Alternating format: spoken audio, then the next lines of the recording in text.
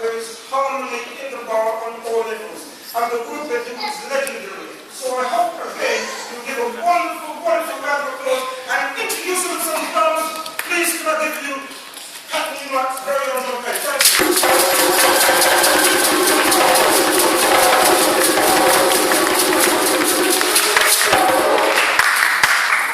Thank you very much. I am losing my voice. I really want to speak to you. I'm very privileged to invite my cousin and Andrew to come speak to you. And there's three things that I have to say.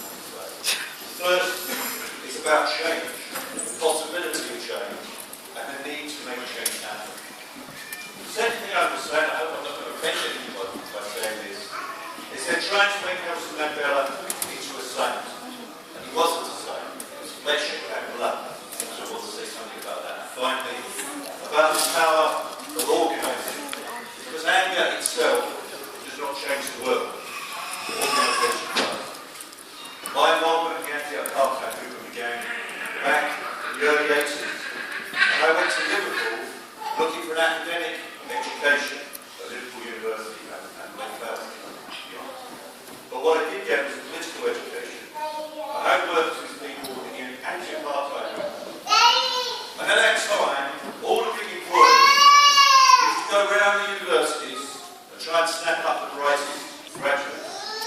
And the University Students' Union had a position which said we do not want those companies that make their profits in South Africa out of apartheid recruiting in our university. And we organised, we linked it, and a number of us were threatened with disciplinary action by the university or bringing the university to disrepute by trying to organise against that.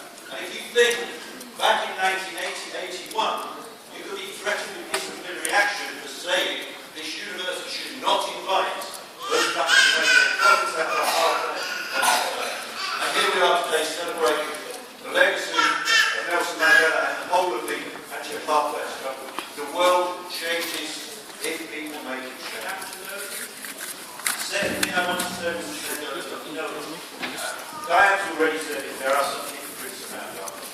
Some real hypocrites. People who were once in an organisation that sold t-shirts with saying "Thank Nelson Mandela," saying he was my hero. The real hypocrites around. And they want to turn us. They want us to believe he was just a saint. It's a bit like Jesus Christ. It's not the case at all. He was a warrior, he was a political animal, and he was a freedom fighter. The organisation he founded, Spear of Africa, Consul Mzizi, was a military whip of the ANC. And when people talk endlessly about him, I think you should remember his hatred. The hatred he had for the apartheid system, which sustained him through all those long years in prison and what.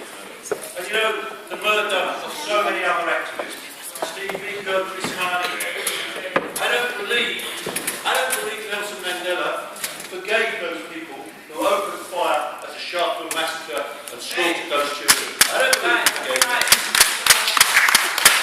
But he made a very conscious political decision because he looked around the world and he saw what happened after the imperialists pulled out. And if you look anywhere in the world, you will see what they did first, before they leave, is they set one community against another. You can see it in Ireland, you can see it in Palestine, and you can see it in India and Pakistan. Set one community against another. And one of the things Nelson Mandela did was he said, at a time when there was actually war between different elements within the black community that were being part of organisations, being trained by South African police and then slaughtered those people.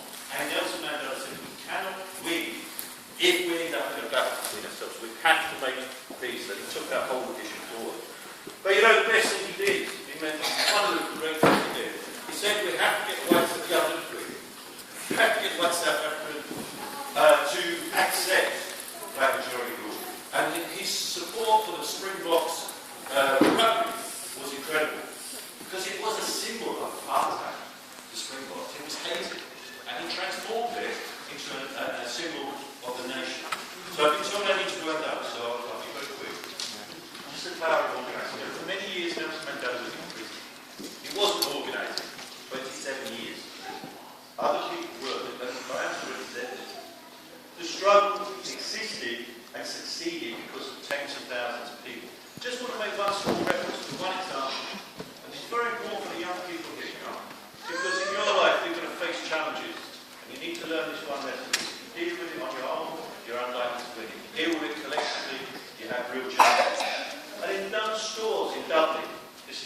back in 1985, I think it was. Dunstores, a young woman on the checkout, the stuff was coming through, and she picked up something and said, I'm sorry, you can't have that.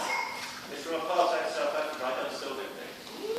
And the woman got sacked, and 11 of her colleagues walked out and striked to support us. There was a campaign for 2 years, and at the end of that 2 years, Ireland became the first country in the world to ban South African football. That ban took place because that young woman said, I'm not having that. And the people she worked with said, we're not having it, and a huge campaign grew. So I'm just going to finish it on this. We don't face apartheid in this country. We face nothing like it. But you know, we face a lot of problems, particularly here in Cambridge. And I hope people won't be offended if I say there's a degree to which we have a form of economic apartheid. Particularly when you see these massive redevelopments that are taking place around here.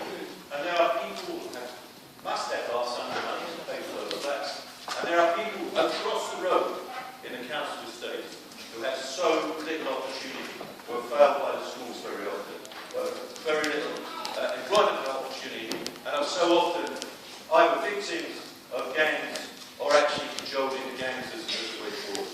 We have to change that, and we can do that through organising. That's one of the things that unites us is about, and Governor mentioned that already. I hope that when you go away from here this evening,